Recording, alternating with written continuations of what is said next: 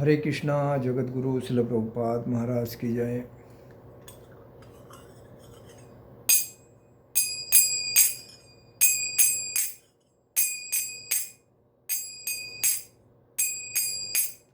जय राधा माधव कुंज विहारी,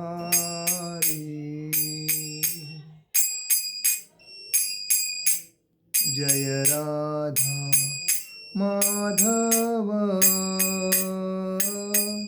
कुंज विहारी।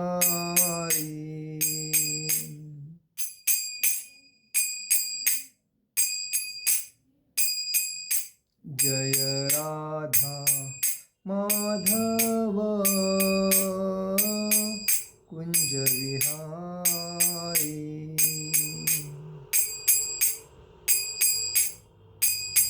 गोपीजन वल्लभ गिरिवरधारी,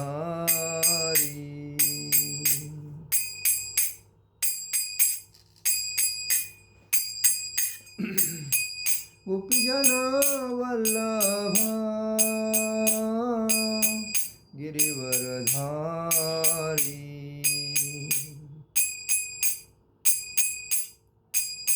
यशोदानंदन ब्रज जनरंजन, यशोदानंदन ब्रज जनरंजन। यमुना तीरावनचारि, यमुना तीरावनचारि। जय राधा माधव कुंज विहारी।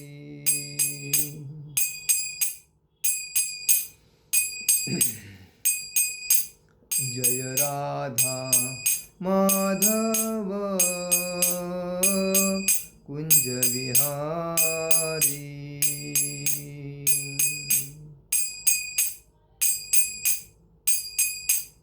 हरे कृष्णा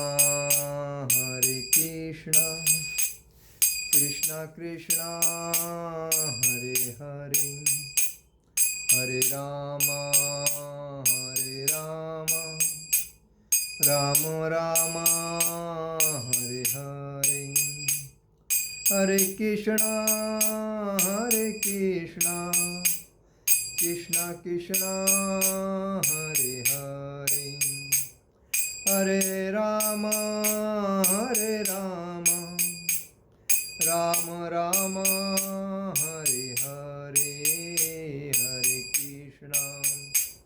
हरे कृष्णा कृष्णा कृष्णा हरे हरे, हरे राम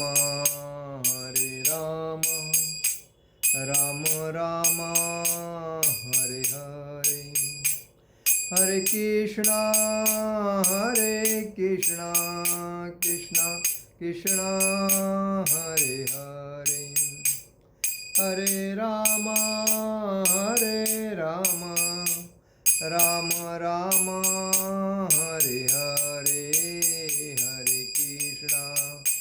हरे कृष्णा कृष्ण कृष्ण हरे हरे, हरे राम राम राम हरे हरे। जय ओम विष्णुपाद परमहंस परिव्राजकाचार्य अष्टोत्तर शत अभय चरणारविंद भक्ति वेदांत स्वामी श्रील प्रभुपाद महाराज की जय। जय ओम विष्णुपाद परमहंस परिव्राजकाचार्य अष्टोत्तर शत श्रील भक्ति सिद्धांत सरस्वती ठाकुर श्रील प्रभुपाद महाराज की जय। जय ओम विष्णुपाद परमहंस परिव्राजकाचार्य अष्टोत्तर शत श्रील गौर किशोर बाबा जी महाराज की जय। जय ओम विष्णुपाद परमहंस परिव्राजकाचार्य अष्टोत्तर शत श्रील भक्ति विनोद ठाकुर श्रील प्रभुपाद महाराज की जय।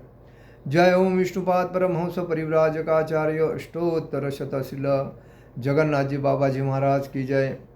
श्री रूप सनातन भट्ट रघुनाथ श्री जीव गोपाल भट्टदास गोस्वामी श्री छठ गोस्वामी श्रील प्रभुपाद महाराज की जय। अनंत कोटि वैष्णव वृंद की जय।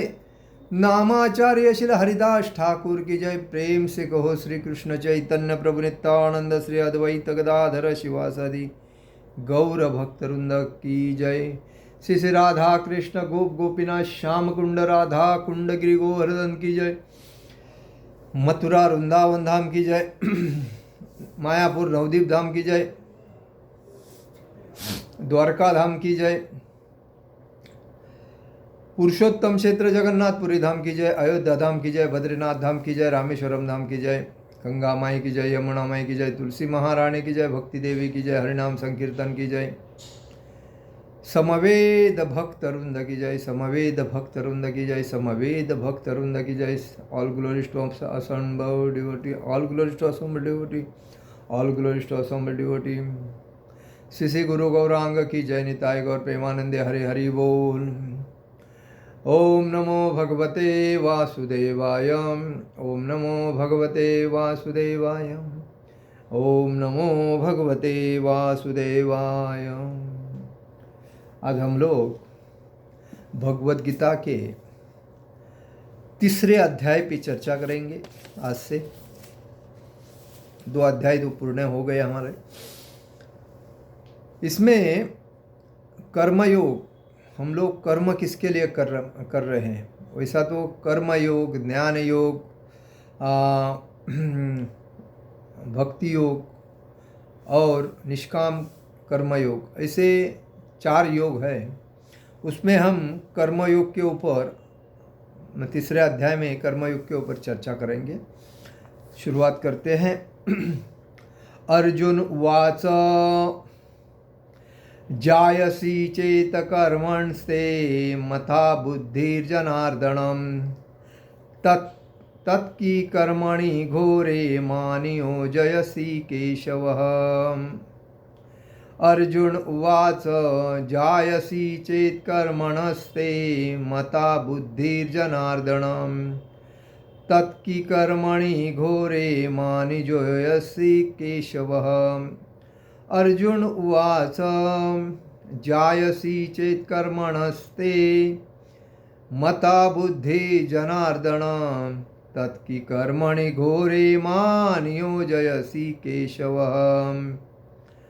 अर्जुन उवाच, अर्जुन ने कहा, जायसी श्रेष्ठ चेत यदि कर्मण, सकाम कर्म की अपेक्षा, ते म्हणजे तुम्हारे द्वारा, मता म्हणजे मानी जाती है, बुद्धि बुद्धि जनार्दन हे कृष्ण, तत म्हणजे अत, किस म्हणजे क्यों, फिर कर्मणि कर्म से, घोरे भयंकर हिंसात्मक, माम मुझको नियोजसी म्हणजे नियुक्त करते हो, केशव हे कृष्ण। अनुवाद, अर्जुन ने कहा भगवान कृष्ण से, हे जनार्दन, भगवान का नाम एक जनार्दन है, हे केशव, भगवान का नाम एक केशव है, हे जनार्दन, हे केशव, यदि आप बुद्धि के सकाम कर्म से श्रेष्ठ समझते हैं, हे जनार्दन, हे केशव, यदि आप बुद्धि को सकाम कर्म में से श्रेष्ठ समझते हैं, तो फिर आप मुझे इस घोर युद्ध में क्यों लगाना चाहते हो। क्या बोलता है अर्जुन, बुद्धि को अगर भगवान आप श्रेष्ठ समझते हो तो मुझे इस युद्ध में क्यों लगाना चाहते हो। तात्पर्य शिल प्रभुपाद जी की जय। शिल प्रभुपाद जी लिखते हैं, श्री भगवान कृष्ण ने पिछले अध्याय में अपने घनिष्ठ मित्र अर्जुन को संसार के शोक सागर से उबारने के उद्देश्य से आत्मा के स्वरूप का विशद वर्णन किया है और आत्म साक्षात्कार के जिस मार्ग की संस्तुति की है वह है बुद्धि योग या कृष्ण भावनामृत। कभी कभी कृष्ण भावनामृत को भूल से जड़ता समझ लिया जाता है। भूल से क्या समझ लिया जाता है, भूल से जड़ता समझ लिया जाता है, और ऐसी भ्रांत धारणा वाला मनुष्य भगवान कृष्ण के नाम जप द्वारा पूर्णतया कृष्ण भावना भावित होने के लिए प्राय एकांत स्थान में चला जाता है। किंतु कृष्ण भावनामृत दर्शन में प्रशिक्षित हुए बिना एकांत स्थान में कृष्ण नाम जप करना ठीक नहीं। इसी से अबोध जनता के केवल सस्ती प्रशंसा प्राप्त हो सकेगी। अर्जुन को भी कृष्ण भावनामृत या बुद्धियोग ऐसा लगा मानो वह सक्रिय जीवन से संन्यास लेकर एकांत स्थान में तपस्या का अभ्यास हो। दूसरे शब्दों में वह कृष्ण भावनामृत को बहाना बनाकर चातुरी पूर्वक युद्ध से ही छुड़ाना चाहता था। किंतु एकनिष्ठ शिष्य होने के नाते उसने यह बात अपने गुरु के समक्ष रखी और कृष्ण से सर्वोत्तम कार्य विधि के विषय में प्रश्न किया। उत्तर में भगवान ने तृतीय अध्याय के कर्मयोग अर्थात कृष्ण भावना भावित कर्म की विस्तृत व्याख्या की। ओम अज्ञानतिमिरान्धस्य ज्ञानाञ्जनशलाकया चक्षुरुन्मीलितेन तस्मै श्री गुरुवे नमः। श्री चैतन्य मनोभीष्टं स्थापितं येन भूतले स्वयं रूपकदा मह्यं ददाति सुपदान्तिकं। वन्देऽहं श्रीगुरु श्रीयुपदकमलं श्रीगुरुवैष्णवञ्च श्रीरूपं साग्रजातं सहगण रघुनाथामतं तं सजीवं साद्वैतं सावधूतं परिजनसहितं कृष्णचैतन्यदेवं श्रीराधाकृष्णपादान् सहगण ललिता श्रीविशाखान्वितांच। हे कृष्ण करुणा सिंधु दीनबंधु जगत्पते गोपेश गोपिका कांत राधा कांत नमोस्तुते। तप्त कांचन गौरांगी राधे वृंदावनेश्वरी विशुभानुसुते देवी प्रणमामि हरिप्रिय। वाञ्छाकल्पतरुभ्यश्च कृपा सिन्धुवे भवत्पतितानां पावनेभ्यो वैष्णवेभ्यो नमो नमः। गुरुवे गौरचंद्राय राधिकाय तदालये कृष्णाय कृष्णभक्ताय तदभक्ताय नमो नमः। जय श्री कृष्ण चैतन्य प्रभु नित्यानंद श्री अद्वैत गदाधर शिवासादि गौरभक्तवृंद। हरे कृष्ण कृष्ण कृष्ण हरे हरे हरे राम राम राम हरे हरे।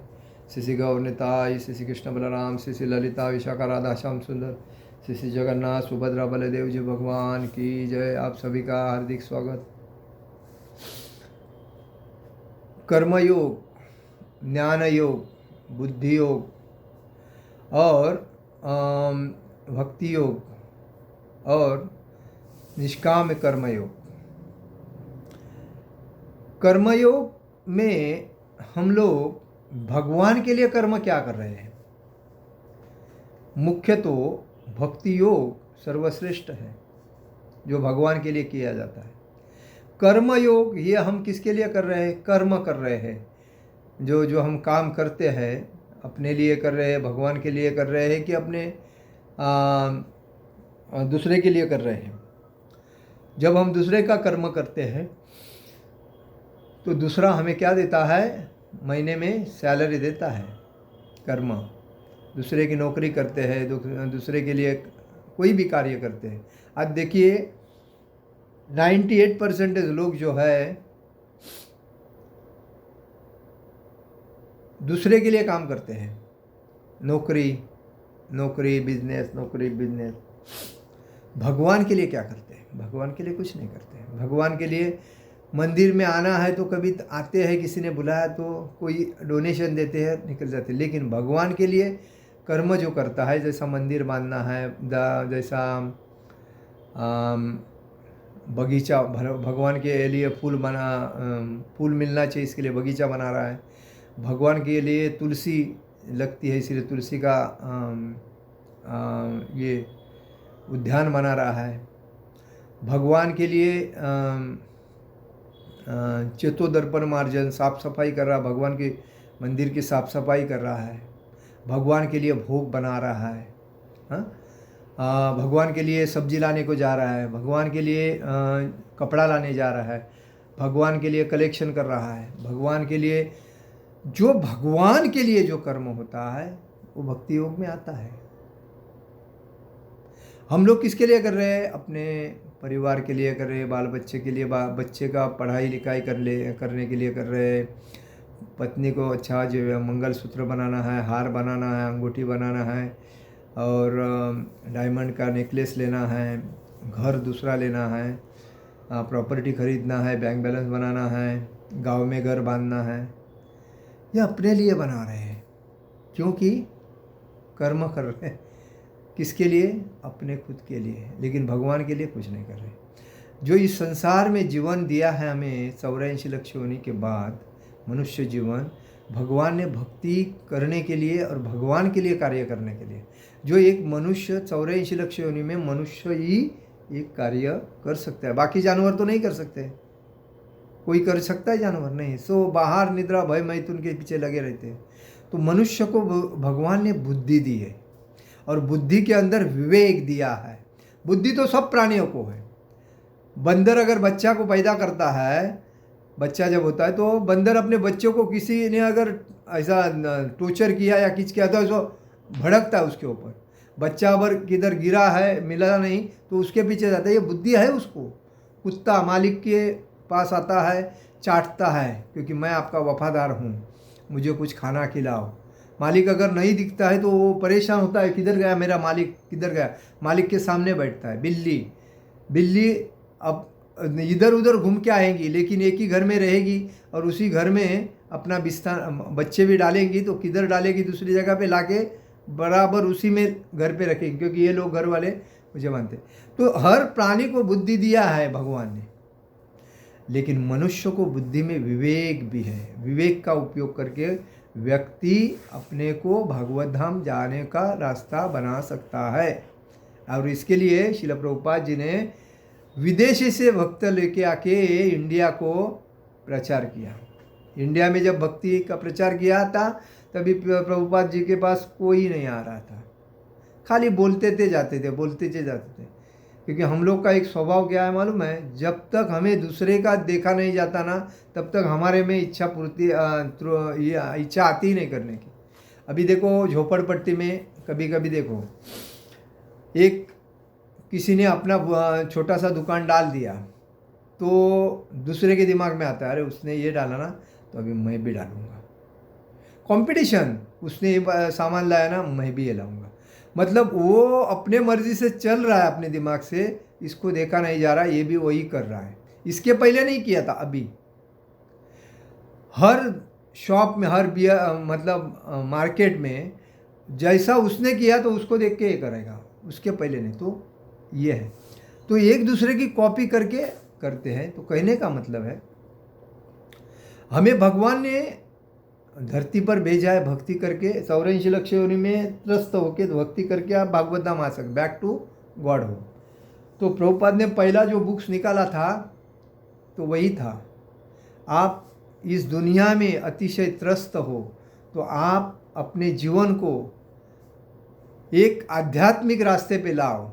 और आध्यात्मिक रास्ता कभी मिलता है? जिसके घर में संस्कार है बच्चों के ऊपर, जिसको संस्कृति के बारे में सिखाया है, और संस्कार जिसमें है, जिसमें संस्कृति आत्मसात है, तभी उसके घर में आध्यात्मिकता निर्माण होती है। लेकिन जिसके घर में संस्कार ही नहीं है, बाल बच्चों को, बड़े का अगर पैर लगता है तो नमस्कार करना चाहिए, सॉरी बोलना चाहिए। अपने संस्कार क्या है? माता जी ने साड़ी पहननी चाहिए, प्रभु जी ने धोती कुर्ता पहनना चाहिए। संस्कृति अपनी है, आध्यात्मिकता भगवान कृष्ण की ही भक्ति करनी है। बाकी देवता नौकर है भगवान के, तो भगवान कृष्ण है, राधा कृष्ण की भक्ति घर में लाके करना चाहिए। ये आध्यात्मिकता हमें मालूम ही नहीं है, तो हम क्या करेंगे? हम तो जानवर के जैसे ही जी रहे हैं, आहार निद्रा भय मैथुन। तो इसी वजह से हम त्रस्त हैं। पहले ज़माने में संस्कार होते थे। संस्कार क्या होते थे?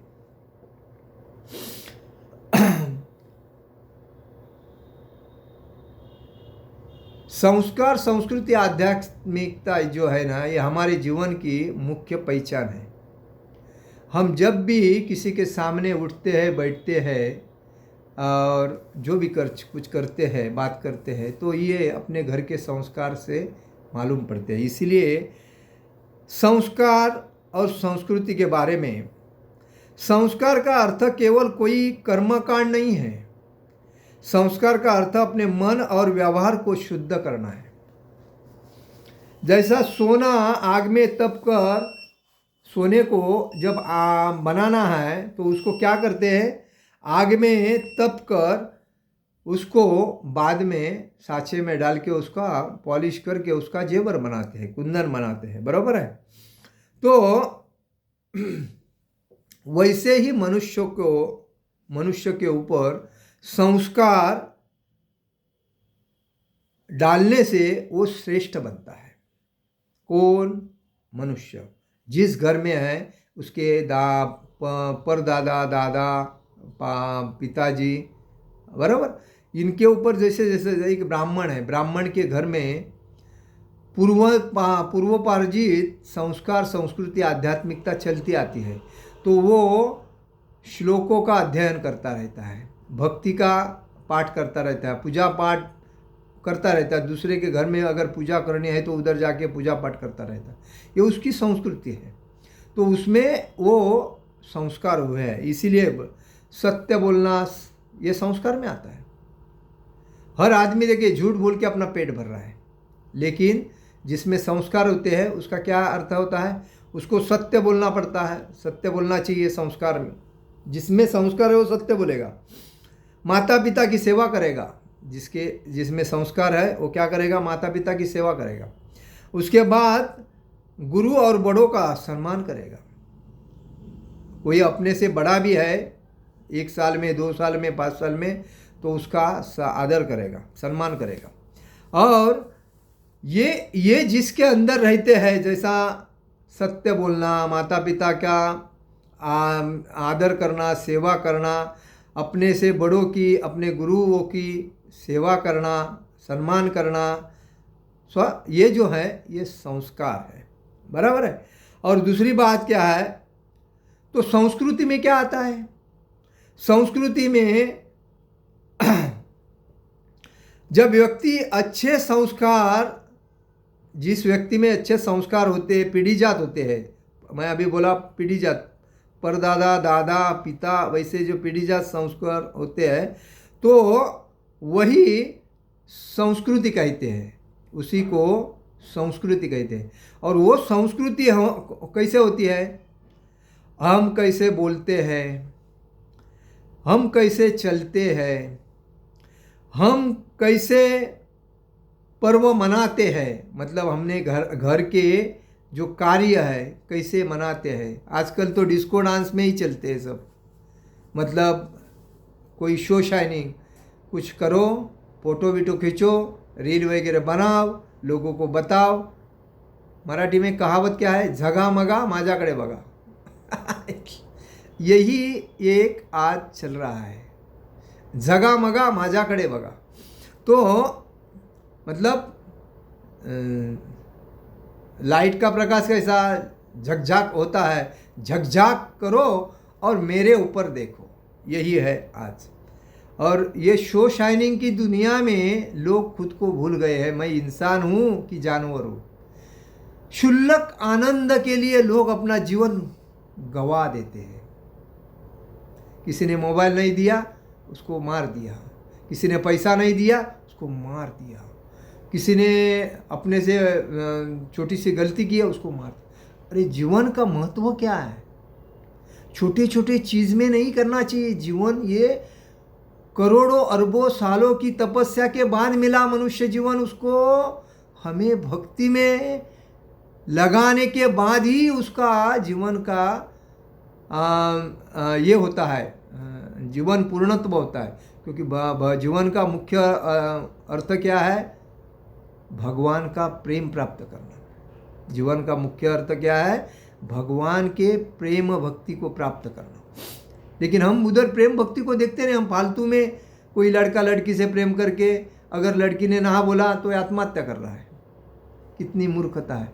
कोई लड़की लड़के ने ना बोल दिया आत्महत्या करे। आत्महत्या मतलब क्या है, अरे आत्महत्या कभी लाइफ में जीवन में करना नहीं चाहिए कोई भी व्यक्ति ने, क्योंकि जिस जीव को आपका जो आत्मा है तड़पता रहता है, मतलब इच्छा अधूरी होने की वजह से वो आज किधर किधर लोग देखते हैं, भूताड़ की वगैरह देखते हैं, बराबर है। ये कहाँ है, क्या है, ये सब आत्महत्या के प्रकार है। जो आत्महत्या किए है उनको मोक्ष नहीं मिलता है, वो दूसरे के शरीर में जाके स्थापित हो जाता है और दूसरे उसको अपने तरफ से खींच के उसमें करता है। बाद में उसको शुद्धिकरण करना पड़ता है ब्राह्मण को बुला के उसका विधिवत।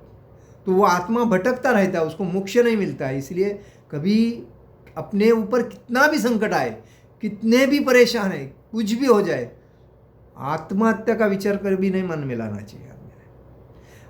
अगर आप टेंशन में हो, बहुत कठिन परिस्थिति में हो, आपको एक ही याद रखना चाहिए, हरे कृष्ण कृष्ण कृष्ण हरे हरे, हरे राम राम राम हरे हरे। आपको भगवान का ही नाम स्मरण करना है, भगवान का ही ध्यान करना है, भगवान के पास ही जाके आपकी व्यथा मान सकते। बाकी कोई माई का लाल आपको सुबह मदद नहीं करेगा, और करेगा 1000 बार बोल के बताएगा, और माँ दिया भी तो माँ वापस रिटर्न मांगेगा। एक ही भगवान है जिन्होंने हमें 9 महीना माँ के गर्भ में रख के पालन पोषण किया। उसके बाद हमारे लाइफ बनाने के लिए उन्होंने हमें इस धरती पे भेजा है। जो हमें जो मिलता है वो भगवान के आशीर्वाद से मिलता है। इसलिए कहा जाता है ईशावादम मिदम सर्वम यत्किंची जगता जगत। ये इस दुनिया में सब कुछ है भगवान का, लेकिन हमें उसमें से जो आवश्यक है, अपने लायक जितना है उतना ही हमें लेना चाहिए। भले वो वेस्टेज है, हमें लेना नहीं चाहिए, वो अधिकार नहीं है, वो भगवान का है, सब कुछ भगवान का है। जो हमें उपयुक्त है उसका वापर करके बाद में वो वापिस भगवान के पास जाना चाहिए। इसलिए मैं उस दिन क्या बोला, जिसको भगवान ने अपने उसके कर्म के अनुसार संपत्ति, पैसा, दाग दागिने सब कुछ दिया है, आपको यूज करने के बाद वापिस मंदिर वाले को समर्पित करना चाहिए भगवान को। भगवान कौन है? भगवान पूर्ण पुरुषोत्तम भगवान, बाकी तो भगवान नहीं है, देवता है। तो जो कृष्ण का मंदिर है, जो उनके पास, जैसा इस्कॉन वाले के पास अभी लोग डोनेशन देते तो है, लेकिन प्रॉपर्टी भी डोनेट करते हैं। क्यों? बाबा ये भगवान की प्रॉपर्टी, भगवान को जाने दो। तो इस्कॉन वाले क्या करते हैं, उस प्रॉपर्टी के ऊपर लोगों के आवश्यकता के अनुसार उधर सब कार्यक्रम रखते हैं, जैसा मंदिर बनाना, लोगों को प्रसाद खिलाना, मंगल आरती है, भक्ति के बारे में ज्ञान देना, भगवान की कथा सुनाना, भगवान के कार्यक्रम करना, भगवान के लिए गौशाला खोलना, गाय की सेवा करना, गरीबों की सेवा करना, ये सब कार्यक्रम करते हैं। ये जन सेवा ही ईश्वर सेवा, ये कार्यक्रम भगवान के करते हैं। विदेशी लोगों ने अपने बंगले दान किए भगवान शिल प्रभुपाद जी को। शिल प्रभुपाद जी बोलते थे ये मंदिर के लिए अच्छा है, महाराज ये मंदिर के लिए अच्छा है, ले लो तुरंत। इसीलिए प्रभुपाद जी ने वहाँ 108 मंदिर बनाए थे उस टाइम, 12 साल के अंदर। वैसा तो 2 साल, 1-1.5 साल तो ऐसा ही चला गया प्रभुपाद जी का। तो 10 साल के अंदर प्रभुपाद ने 108 मंदिर बनवाए थे। कोई माविका लाल बना सकता है? ऐसा बात है। तो कहने का मतलब है, हमें ये समझना चाहिए कि हमारी संस्कृति कैसी आती है, पीढ़ीजात परंपरा से आती है। और वो जो संस्कृति है उसी को क्या बोलते हैं, वसुधैव कुटुंबकम। वसुधैव कुटुंबकम मतलब पूरी दुनिया एक परिवार है। भारतीय संस्कृति में सिखाया जाता है कि हमारा जो दुनिया है यह हमारा कुटुंब है। इसीलिए राग रोष नहीं करना चाहिए, एक दूसरे को संभाल के लेना चाहिए, एक दूसरे को सहकार्य करना चाहिए, एक दूसरे को मदद करना चाहिए। ये सब भगवान ने दिया है हमें। पहले ज़माने में 5,500 साल के पहले परीक्षित महाराज ही पूरी दुनिया के ऊपर राज्य कर रहे थे, और भारत सबके देशों का मुख्य देश था, और दिल्ली से सब कुछ, हस्तिनापुर से सब कुछ होता था, और द्वारका में भगवान रहते थे। तो कहने का मतलब है, तो हमारा जो ये पूरी दुनिया वसुधैव कुटुंबकम, तो ये पूरी दुनिया एक परिवार है। तो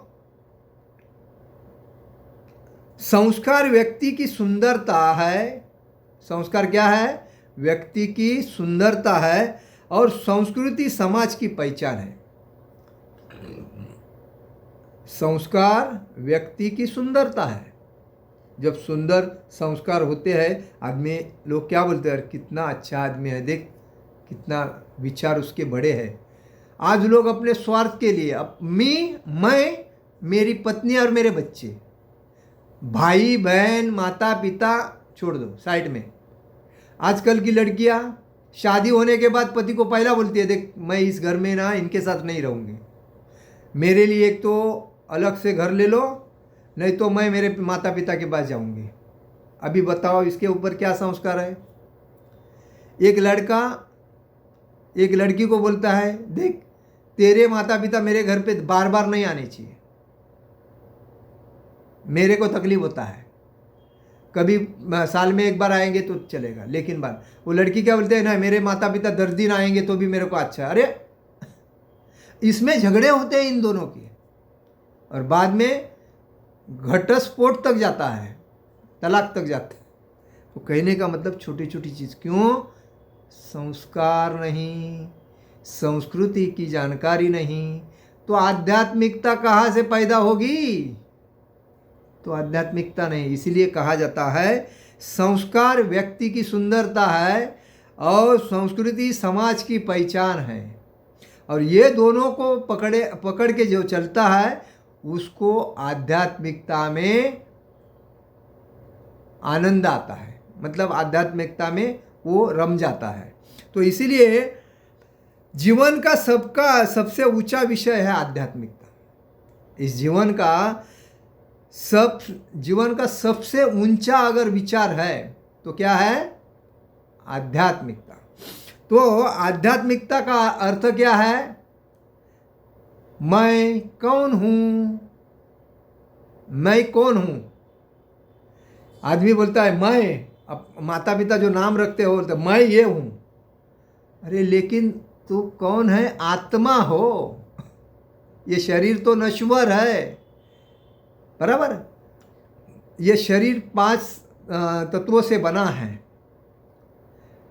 हवा, पानी, वायु, धरती, अग्नि, आकाश, ये 5 तत्वों से शरीर बना है। और इसलिए शरीर यहाँ रहता है, उसको जलाया जाता है, पानी में कोई समाधि लेता है, कोई ज़मीन में समाधि लेता है, समाधिस्थ होता है, या कोई अपने बॉडी को, गिदड़ को खाने के लिए रख देते हैं, बराबर।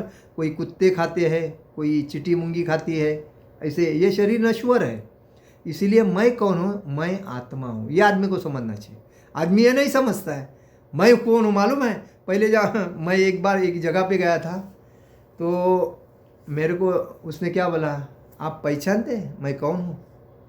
मैंने नहीं बोला, ये पूरे एरिया में मेरा नाम फेमस है। अगर आप पहले एरिया में आते हो और वो गेट जो है वहाँ गेट में मेरा नाम पूछते हो, तो कोई भी बच्चा मेरे को आपको घर पे लाके छोड़ेगा, ये मेरी वर्ड पहचान। मैं बोला अच्छा, बहुत आप फेमस है। हाँ, तो ऐसे लोग पहचान देते थे मैं कौन हूँ। तो मेरे को अजब लगता था। बोला ठीक है, अभी क्या है, भौतिक संसार है, हर व्यक्ति अपने वर्ड बताना चाहता है मैं कौन हूँ, लेकिन वो मूर्ख को ये नहीं पता कि तू एक आत्मा हो। आत्मा भगवान का अंश है, और भगवान ने अपना अंश आपके शरीर में क्यों दिया है, क्योंकि पूर्व पुण्याई की वजह से आपको ये मनुष्य जीवन मिला है। और मनुष्य जीवन किसके लिए मिला है, भगवान की भक्ति करने के लिए मिला है। तो मैं कौन हूँ बोल के दादागिरी करने के लिए नहीं मिला है, या लोगों को लूटने के लिए, चीटिंग करने के लिए, झूठ बोल के अपनी इंजॉय करने के लिए नहीं मिला है। आजकल लोग क्या कर रहे हैं, अपनी हौस मौज इंद्रिय तृप्ति के लिए कुछ भी कर रहे हैं। सुंदर स्त्री मिलती है तो उसके पीछे पागल रहते हैं, 2-4 दिन यूज़ करने के बाद बोलते हैं अरे यार ये बराबर नहीं, दूसरा। तो ये क्या है, इसके लिए थोड़ी जीवन मिला है, ये तो नरक में जाने का रास्ता है, आज उसी के पीछे है। ये कहावत है जमड़ी तमड़ी, तब उसमें ये लोग मतलब ज़्यादा व्यस्त रहते हैं। तो कहने का मतलब है आध्यात्मिकता का अर्थ है मैं कौन हूँ, मेरा जीवन क्यों है, मेरा जीवन क्यों है, एंजॉय करने के लिए नहीं है। मेरा जीवन भगवान की भक्ति करने के लिए है, भगवान का भगवान की सेवा करने के लिए है, माता पिता की सेवा करने के लिए मेरा जीवन है। और ईश्वर से मेरा क्या संबंध है, मैं कौन हूँ, मेरा जीवन क्यों है और ईश्वर से मेरा क्या संबंध है, ये आध्यात्मिकता सिखाता है। ईश्वर से मेरा क्या संबंध है, ईश्वर ने मुझे इस धरती पे भक्ति करने के लिए भेजा है। मैं 9 महीने माँ के गर्भ में था, तभी भगवान से बार बार बोलता था, हे प्रभु मुझे इस गंदगी से बाहर निकाल, इस गंदगी से बाहर निकाल। मैं बाहर जाने के बाद आपकी भक्ति करूँगा, आपके सिवाय किसी को नहीं जानूँगा। भगवान बोलते हैं, भगवान बहुत दयालु है, भगवान तो सबके ऊपर दया करते हैं। उन्होंने कंस के ऊपर दया की, वो हिरण्यकश्यप के ऊपर दया की। हिरण्यकश्यप को भी उन्होंने अपना धाम दे दिया। पुतना दूध पिलाने के लिए आई थी तो उसको माँ का दर्जा देके उसको अपने धाम में ले लिया। कंस मामा उनको बार बार उसको राक्षस असुरों को भेज के मारना चाहता था, फिर भी उसको अपने धाम दे दे। तो भगवान बहुत दयालु है, सभी को उन्होंने अपने धाम में आश्रय दिया।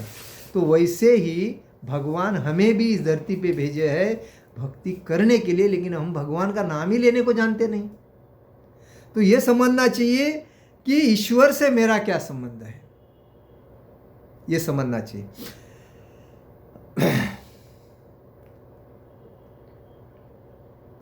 ये सब बाहर की यात्रा है। मैं कौन हूँ, मेरा जीवन क्यों है और ईश्वर से मेरा क्या संबंध है, ये सब बाहर की जानकारी है।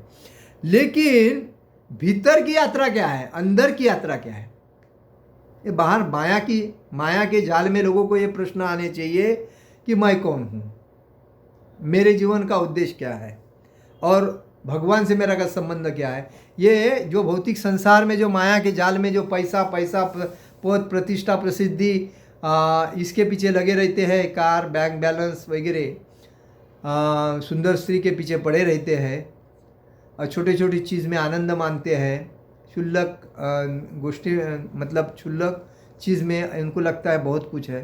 तो ऐसे लोगों को ये समझना चाहिए मैं कौन हूँ, मैं यहाँ क्यों आया हूँ और ईश्वर से मेरा क्या संबंध है। ये 3 चीज़ उनको समझना चाहिए। तो जब हम अंदर झांकते हैं हमारे, तभी हमें ये भीतर की यात्रा समझनी चाहिए कि भक्ति, ध्यान और सेवा और भगवान का नाम स्मरण, यही आध्यात्मिकता के मार्ग है। आध्यात्मिकता के मार्ग क्या है, भगवान की भक्ति करो, ध्यान लगा के भगवान की सेवा करो, भगवान की सेवा आनंद से करो, उसके बाद भगवान का नाम जप करो, हरे कृष्ण कृष्ण कृष्ण हरे हरे, हरे राम राम राम हरे हरे। मतलब भगवान की लीला, भगवान के रूप, भगवान का रंग, भगवान के रूप, नाम रूप लीला, इनका आस्वादन करना ये हमारा जीवन का मुख्य काम है। लेकिन हम ये काम को छोड़ते हैं, बोलते हैं यार ये हमारा काम थोड़ा, ये उनका, हम बिजनेसमैन है, हम उद्योगपति है, हम नौकर है, हम ऑफिसर है, हम अधिकारी है, हमारे पास उसके लिए टाइम नहीं, उसके लिए दूसरे को बुलाने का, और जो नहीं है उसके लिए खुद यूज होने का। तो ये मूर्खता है। तो आध्यात्मिकता का मार्ग कौन सा है, भगवान की भक्ति करो, ध्यान लगा के भगवान की भक्ति करो और भगवान की सेवा करो, ध्यान लगा के एकनिष्ठता से भक्ति करो, एकनिष्ठता से ध्यान करो और भगवान की मनपूर्वक सेवा करो और भगवान का नाम स्मरण करो। ये मुख्य आध्यात्मिकता है। आध्यात्मिकता मनुष्य को शांति देती है, आध्यात्मिकता मनुष्य को संयम देती है और आध्यात्मिकता मनुष्य को सही जीवन का लक्ष्य दिखाती है। क्या सिखाती है आध्यात्मिकता? जीवन को क्या सिखाती है कि शांति देती है मनुष्य को, संयम देती है, कंट्रोल करती है और जीवन का सही लक्ष्य बैक टू गॉड होम, भगवान के धाम में वापस लेके जाती है। इसलिए श्रील प्रभुपाद जी कहते हैं भक्तिमय जीवन सबसे श्रेष्ठ है। भगवान बोलते हैं भक्त मामा तो जानती, भक्त ही मुझे जान सकता है और वो भक्ति के माध्यम से ही मुझे जान सकता है। तो इसीलिए भक्ति योग सबसे श्रेष्ठ है। और इसीलिए हमारे जीवन का मुख्य उद्देश्य है संस्कार, संस्कृति, आध्यात्मिकता से अपने को भक्तिमय जीवन में डालना चाहिए। अभी देखो प्रभुपाद जी ने भगवद गीता में भी लिखा है 50 साल के बाद आदमी ने अपना घर छोड़ के मंदिर ज्वाइन करना चाहिए। आज कितने लोग हैं 50 साल के बाद मंदिर में ज्वाइन होते हैं? क्योंकि आधा उम्र तो चला गया, आदमी का उम्र 100 साल है। 18 साल 21 साल के उम्र से हम लोग 50 साल तक ही कमाते रहते हैं, बराबर है। मतलब 30 साल कमाने के बाद भी हमारा पेट नहीं भरता है। और 50 के पहले भी आदमी कभी चला जाता है, 50 के बाद भी 60 में भी जाता है, 70 में भी जाता है। तो भगवान का नाम कभी करोगे? तो इसीलिए 4 आश्रम रहे, ब्रह्मचारी, गृहस्थ, वानप्रस्थ, सन्यासी। ब्रह्मचारी में आदमी 5 साल से लेके 20 साल तक रहता है। 25 साल के अंदर ब्रह्मचारी अगर हो तो उसका शादी होना चाहिए। 25 से 50 साल के अंदर उसके परिवार में 10-15 बच्चे पैदा होने चाहिए। 1-2 नहीं, देखिए 1-2 बच्चे पैदा करते हैं उनकी हालत क्या है। 1-2 बच्चे पैदा करते हैं उनकी हालत यह है, वो जो एक बच्चा पैदा करता है ना उसको भाई रहता है, ना उसको बहन रहती है, ना उसको मामा रहता है, ना उसको काका रहता है, ना उसको आत्या रहता है, ना मौसी रहती है। तो ये नाता ही उसने बंद कर दिया है। 2 बच्चे का भी वही हाल है। अभी एक लड़का और एक लड़की, एक आते और एक काका मामा, यही रिलेशन हो गया। उसके बाद मौसी का रिलेशन किधर है, काका का रिलेशन किधर है? हाँ, ये तो समाप्त कर दिए लोगों ने कि ये हम 2 हमारा एक, हम 2 हमारे 2। अरे पावर है, शौर्य है, ताकत है, एनर्जी है, हाँ आराम से करो। दूसरे को पूछना थोड़ी है कि मैं बच्चे पैदा करूं क्या। अरे 10-15 बच्चे करो, लोग करते हैं। पहले ज़माने में कुछ सुविधा नहीं थी, कुछ भी सुविधा नहीं थी, लेकिन लोगों ने 10-10, 15-15, 20-20 बच्चे पैदा करके उनको छोटे से बड़ा किया, काबड़ कष्ट करके, उनके पैर के ऊपर खड़ा करके। और आज वो माता पिता आनंद से जी रहे हैं। और हम लोग कल क्या करेंगे? एक चला गया समझो एक्सीडेंट में, दूसरा चला गया रास्ते में जाने के टाइम पे कोई प्रॉब्लम में, तो माता पिता क्या करते हैं? है उनके पास कोई सहारा? तो इसलिए 10, 12, 15 जो अपने पास शौर्य है, उम्र करने का से लैंगिकता मतलब भोग करने का उम्र जो है वो 25 से लेके 40 तक आराम से कर सकते हैं। 25, 30, 35, 40 बराबर है। तो 15-20 साल में आराम से 10-12 बच्चे पैदा हो सकते हैं। 1 साल में गैप रखो, दूसरे साल में निकालो। 1 साल हो गया, 1 साल गैप, दूसरे साल निकालो। लेकिन ऐसा नहीं कि हर साल निकालो, 1 साल का गैप रखो, उसमें क्या हुआ? तब तक दूसरा बच्चा, वही कपड़े वो दूसरे बच्चों को मिलते हैं, दूसरे का वही कपड़े तीसरे बच्चों को मिलते हैं। कोई एक ही बार खर्चा करना है। लेकिन जब वो बच्चे 20 साल के हो जाते हैं, 25 साल के हो जाते हैं, अपने पैर के ऊपर खड़ा रहते हैं, तो ऐसा लगता है कि कितना बड़ा परिवार है। उसके ऊपर कोई आँख नहीं उठा के देखता है, उधर कोई जाने का हूँ करके देखता नहीं, क्योंकि परिवार बड़ा है। एक को हाथ लगेगा तो पूरा मतलब एक गांव बन जाता है। तो ऐसा होना चाहिए। एक घर में तो मैंने ऐसा देखा कि 15 बच्चे और 15 बच्चे के बच्चे के पूरा गांव बना दिया वो लोगों ने। उस घर में कोई आंख नहीं उठा के देखता, उधर बात करने को नहीं देखता था, डरते थे सब। तो ये किसके ऊपर डिपेंड है? माता पिता के ऊपर डिपेंड है। शर्म काहे की? समाज के लिए डरने की शर्म कभी मत रखो। समाज आपको कुछ देगा ना, समाज आपके लिए सही है तो अच्छा करेगा, गलत है तो गलत बोलेगा। समाज के ऊपर तो आपको खुद के लिए करना चाहिए। और वो जब खुद के लिए खुद करते हो ना तो उसका फ़ायदा तुम्हारे सबको लगता है। और खुद भक्ति में रहना चाहिए। जब हमारे हमारे पास बच्चे ज़्यादा रहते हैं, समझो 8 10 12 15 बच्चे रहते हैं, तो हम एक दूसरे बच्चों को देश के लिए भेजते हैं, एक दूसरे बच्चों को बिजनेस में भेजते हैं, एक दूसरे बच्चों को जॉब में भेजते हैं, बाकी को भगवान की सेवा में भेजते हैं। अरे शिला प्रभुपाद ने कितने 900 मंदिर बनाए। अभी अभी इस्कॉन के कितने 900 मंदिर है। हर मंदिर में एक एक बच्चा जाएगा तो कितने बच्चे हो गए, फिर भी कम पड़ेंगे। तो कहने का मतलब है लोगों को भक्ति करने के लिए हमें प्रवृत्त करना पड़ता है। लोगों को अंदर से जागरूकता होनी चाहिए कि मुझे भक्ति करनी है, ये सही बात है। तो ऐसा होना चाहिए। तो कहने का मतलब वेस्टेज एनर्जी नहीं गंवाना चाहिए। मतलब फालतू लोगों से का सुन के परश्री संभोग करना, अपने शक्ति को वेस्टेज करना, ये नहीं। शक्ति का योग्य उपयोग करना चाहिए। शक्ति मतलब हम जो एक बार सेक्स करते हैं वो 40 ब्लड के जो थेम होते हैं उसका एक शुक्र जो ये बनता है, वीर्य बनता है। और उस वीर्य से जब हम माता के कोख में डालते हैं तो उसका वो वीर्य जमा होने के बाद वो प्रोसेस चालू होती है। ये 1 महीना 2 महीना 3 महीना ऐसी प्रोसेस होके उसको बच्चा। तो ये जो है वो शक्ति कभी वेस्ट नहीं करना चाहिए। आज लोग वेश्या के पास जाके, परस्त्री के पास जाके अपने इंजॉय करते हैं। इंजॉय लगता है, इंजॉय गंदगी में इंजॉय। वो एक जो परस्त्री जो आपको अगर यूज़ करती है तो वो कितने को यूज़ किए होगे, वो कितनों की गंदगी में आज डूब के आए हो, तो वो बेकार है। अपनी पत्नी है, स्वतंत्र है, आपकी है अमानत, तो आप उनके साथ जितना चाहे उतना आनंद ले सकते हो। लेकिन आनंद किसके लिए? तो पुत्र प्राप्ति या पुत्री प्राप्ति के लिए कर सकते हो। व्यर्थ करना बेकार है, पाप है, अपराध है।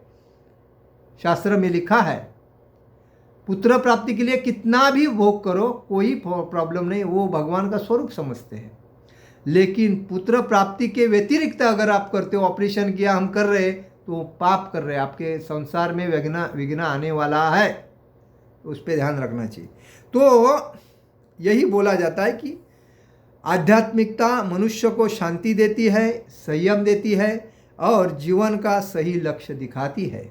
और इसीलिए संस्कार, संस्कृति और आध्यात्मिकता ये तीनों एक दूसरे से जुड़े हैं।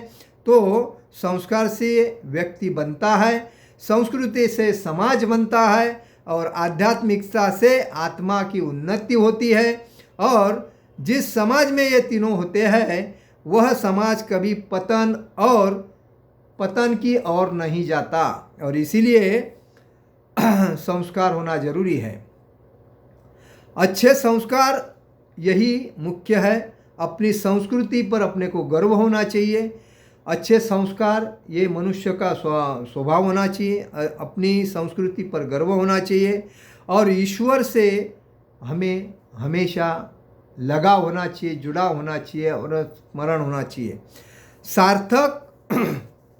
सार्थक, सफल और सुखमय जीवन इसी के वजह से बनता है। और इसीलिए संस्कार से चरित्र बनता है, संस्कृति से पहचान बनती है और आध्यात्मिकता से मोक्ष प्राप्ति होती है। और इसीलिए आपको संस्कार, संस्कृति, आध्यात्मिकता आत्मसात करनी चाहिए। और इसीलिए कहा गया है कि कर्मयोग में बुद्धि योग कृष्ण भावनामृत है। कभी कभी कृष्ण भावनामृत को भूल से जड़ता समझ लिया जाता है और ऐसी भ्रांत धारणा वाला मनुष्य भगवान कृष्ण के नाम जप द्वारा पूर्णतया कृष्ण भावना भावित होने के लिए प्रायतः एकांत स्थान में चला जाता है। कृष्ण भावनामृत में दर्शन में प्रशिक्षित हुए बिना एकांत स्थान में कृष्ण नाम जप करना ठीक नहीं है।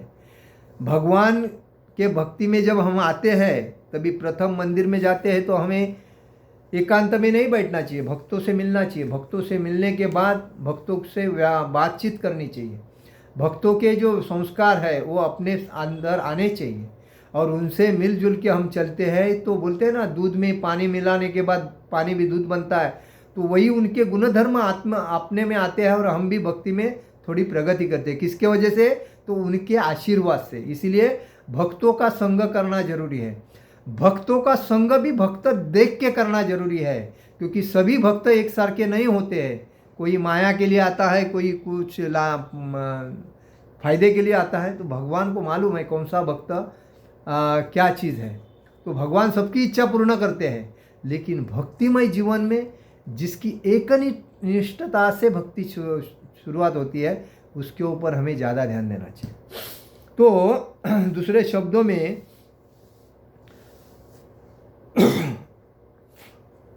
अबोध जनता के केवल सस्ती प्रशंसा प्राप्त हो सकती है। जो अज्ञान जनता रहती है उसको तात्पुरती जो प्रशंसा की जाती है उसमें वो आनंद नहीं मानते हैं।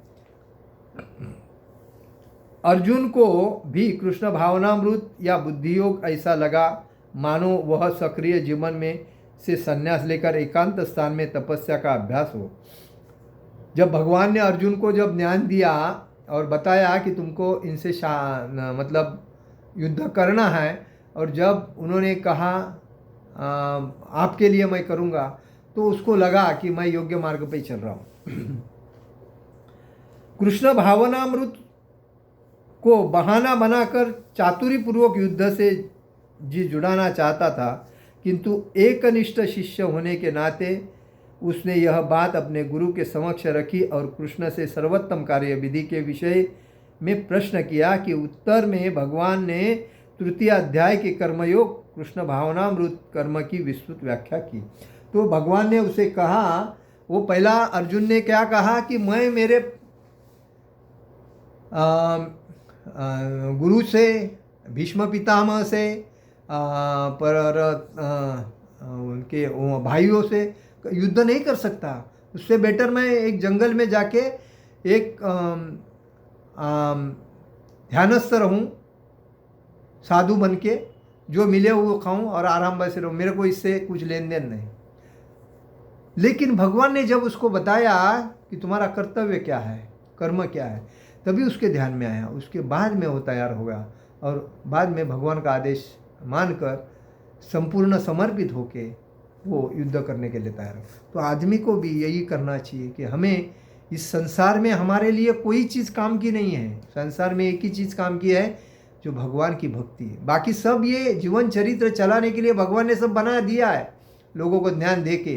तो हमको जितना कि उतना हम, वैसा तो आदमी के लिए 3 चीज़ महत्व की है, अन्न वस्त्र निवारा। बस इस 3 में जितना मिलता है उतना ही समाधान मान के चलना चाहिए, लेकिन उसका ज़्यादा टाइम हमारा भक्ति में भगवान के साथ रहना चाहिए।